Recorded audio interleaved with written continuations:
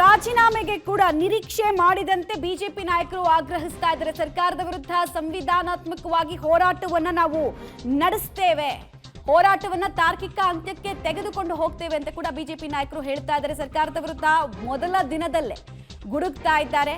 ಅಸಲಿ ಅಗ್ನಿ ಪರೀಕ್ಷೆ ಕಾಂಗ್ರೆಸ್ ಸರ್ಕಾರಕ್ಕೆ ಎದುರಾಗ್ತಾ ಇದೆ.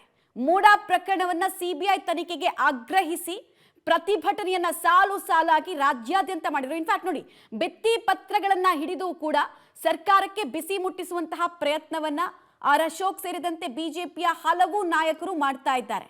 ಅರವಿಂದ್ ಬೆಲ್ಲದ್ ಸೇರಿದಂತೆ ಅನೇಕ ಬಿಜೆಪಿ ನಾಯಕರು ಭಿತ್ತಿ ಪತ್ರಗಳ ಪ್ರದರ್ಶನವನ್ನ ಸರ್ಕಾರದ ವಿರುದ್ಧ ಪ್ರಯೋಗ ಮಾಡೋದ್ರ ಮೂಲಕ ಅತಿ ದೊಡ್ಡ ಹೈ ವೋಲ್ಟೇಜ್ ಅಧಿವೇಶನ ಇದಾಗತ್ತೆ ಅನ್ನೋ ಮುನ್ಸೂಚನೆ ಅಂತೂ ಸಿಕ್ಕಿದೆ. ಮಂತ್ರಿಗಳಿಗೆ ನಿಜವಾಗ್ಲೂ ಕೂಡ ತಾಕತ್ತಿದ್ರೆ ಮೂಢ ಹಗರಣವನ್ನು ನಿನ್ನೆ ದಿನ ನಾಟಕ ಮಾಡಿದ್ದಾರೆ. ನಿವೃತ್ತ ನ್ಯಾಯಾಧೀಶರ ನೇತೃತ್ವದಲ್ಲಿ ಇವತ್ತು ವಿಚಾರಣೆ ಆಗಬೇಕು ಅಂತ ಹೇಳಿದರೆ ಅದನ್ನು ಬದಿಗಿಟ್ಟು ಸಿಬಿಐ ತನಿಖೆ ಕೊಡಬೇಕು. ಭಾರತೀಯ ಜನತಾ ಪಾರ್ಟಿ ನಿರಂತರವಾಗಿ ಆಗ್ರಹವನ್ನು ಮಾಡ್ತಾ ಇದ್ದೇವೆ.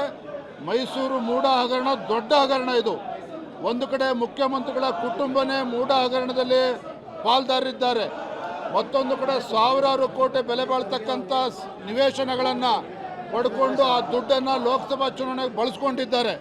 ಹಾಗಾಗಿ ನೀವು ಹೇಳ್ದಂಗೆ ಕೇಳೋದಕ್ಕಾಗೋದಿಲ್ಲ. ಇವತ್ತು ನಾನು ಮುಖ್ಯಮಂತ್ರಿಗಳಿಗೆ ಆಗ್ರಹವನ್ನು ಮಾಡ್ತೇನೆ, ಮೂಢ ಹಗರಣ ಏನಿದೆ ಸಿಬಿಐ ತನಿಖೆ ಕೊಡಲೇಬೇಕು.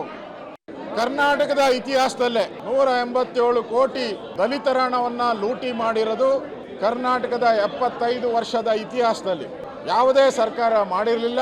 ಅಂತ ಒಂದು ಭ್ರಷ್ಟಾಚಾರದ ಬ್ರಹ್ಮಾಂಡವನ್ನು ಕಾಂಗ್ರೆಸ್ ಪಾರ್ಟಿ ಮಾಡಿದೆ. ಕಾಂಗ್ರೆಸ್ ಪಾರ್ಟಿ ಹೇಳ್ತಾ ಇತ್ತು, ನಾವು ದಲಿತರ ಚಾಂಪಿಯನ್ಸ್ ಅಂತ, ನಾವು ದಲಿತರ ಪರವಾಗಿದ್ದೀರಿ ಅಂತ. ಇವತ್ತು ದಲಿತರ ಓಟನ್ನು ತೆಗೆದುಕೊಂಡು ಅಧಿಕಾರಕ್ಕೆ ಬಂದು ದಲಿತರ ಹಣವನ್ನು ಲೂಟಿ ಮಾಡದಂತ ಯಾವುದಾದ್ರೂ ಪಕ್ಷ ಕರ್ನಾಟಕದಲ್ಲಿದ್ದರೆ ಅದು ಕಾಂಗ್ರೆಸ್ ಪಾರ್ಟಿ. ಹಿಂದುಳಿದ ವರ್ಗದ ಹಣವನ್ನು ಲೂಟಿ ಮಾಡಿದ್ರು, ದಲಿತರ ಹಣವನ್ನು ಲೂಟಿ ಹೊಡೆದ್ರು. ಅವ್ರು ಮಾತ್ರ ಟೋಪಿ ಹಾಕೊಳ್ಳಿಲ್ಲ, ಜನರಿಗೆಲ್ಲ ಟೋಪಿ ಹಾಕಿದ್ರು. ಒಂದು ಭ್ರಷ್ಟಾಚಾರ, ಇನ್ನೊಂದು ಬೆಲೆ ಏರಿಕೆ ಭ್ರಷ್ಟಾಚಾರ ಬಿಟ್ಟು ಬೇರೆ ಏನು ಮಾಡಿಲ್ಲ. ಈ ಸರ್ಕಾರದ ಭ್ರಷ್ಟಾಚಾರದ ನೀತಿಯ ವಿರುದ್ಧ, ಹಗಲು ದರೋಡೆಯ ವಿರುದ್ಧ ಮುಖ್ಯಮಂತ್ರಿ ರಾಜೀನಾಮೆ ಕೊಡಬೇಕು ಅಂತ ನಾವು ಹೋರಾಟವನ್ನ ಮಾಡ್ತಾ ಇದ್ದೇವೆ. ಆದರೆ ಬಂಡತನವನ್ನೇ ಹಾಸು ಹೊತ್ಕೊಂಡಿರುವಂತಹ ಕಾಂಗ್ರೆಸ್